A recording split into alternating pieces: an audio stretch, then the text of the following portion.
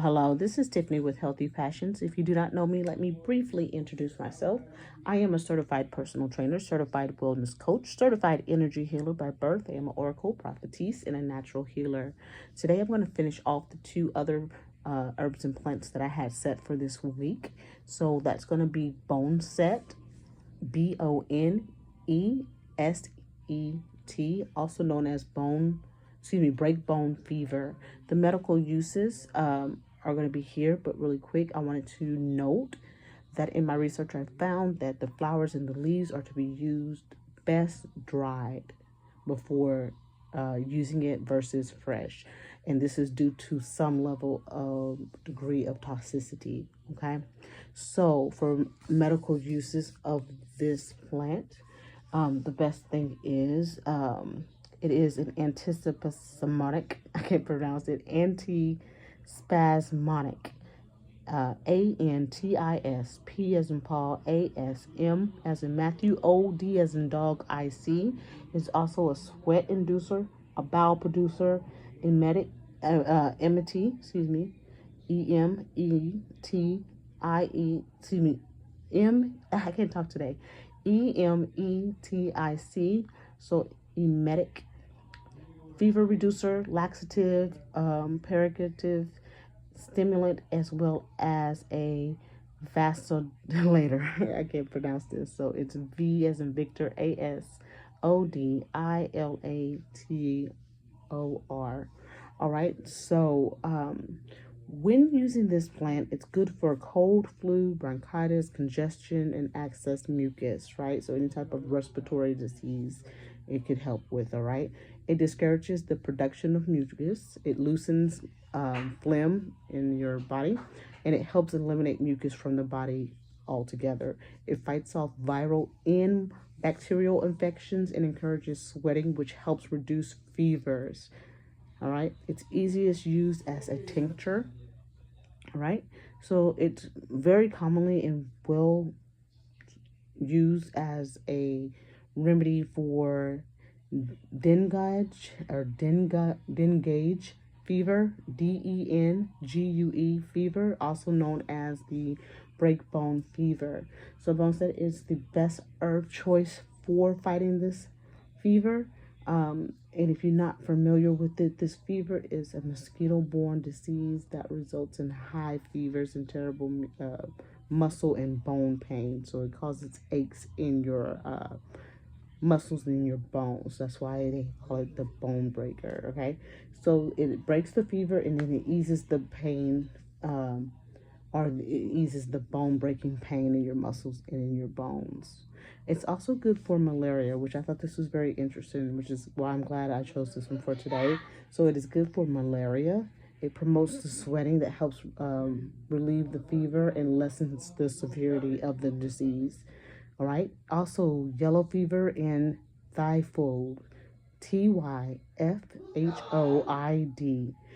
In those, it's not as good and effective as it is in the breakbone fever, but it does, however, reduce the fever very well in those two. So another one that I had today, I'm going to go ahead and put it on the same video just to save time because I have a lot of stuff to do today. It is Purim for us, and we are getting ready to have that sunset in about maybe 15 to 30 minutes. So I want to get off of here, so I'm going to go ahead and put it on the same one. The next plant is going to be called Black-Eyed Susan, a.k.a. Golden Jerusalem. Very interesting, right? Golden Jerusalem. So I'm going to refer to it. I'm a Hebrew Israelite, so I'm going to refer to it as Golden Jerusalem. All right. So in here, the medical uses are for cold, flu, infection, swelling, and snake bites. There's a lot of commotion at my house. Everybody's doing their own thing until sundown. So you're going to hear some background noise. So this is good for cold, flu, infection, swelling, and snake bites. All right. So the roots and sometimes the leaves are used to boost immunity to fight colds, flus, and infections. So when dealing with a cold or a flu, the root is used as an infusion or used to treat the cold. So it's a root infusion that is used to treat the colds and the flu. Common use is to drink the root infusion daily until all symptoms are completely gone away. All right. So it's also good for parasites. Golden Jerusalem root tea is used to treat worms in children. So it's good for removing parasites. All right. As a poultice for a snake bite, it's really good as well. So what you do is you moisten the leaves or the ground root. All right. You make it into like a poultice type situation so that you can apply it, and then you place it over the snake bite or the affected area, and wrap your clothes or use something to wrap that poultice around the affected area so it'll stay in place, and keep it on the wound until the swelling goes down. So this is a good choice if you're camping or somewhere out. You can use this if you get bit by a snake. One of the reasons why I'm so excited about introducing this one as well, it helps with tuberculosis.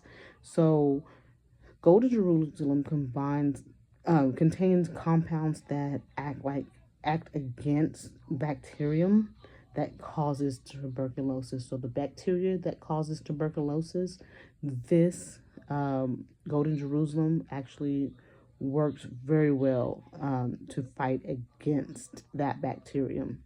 So that's always good to know.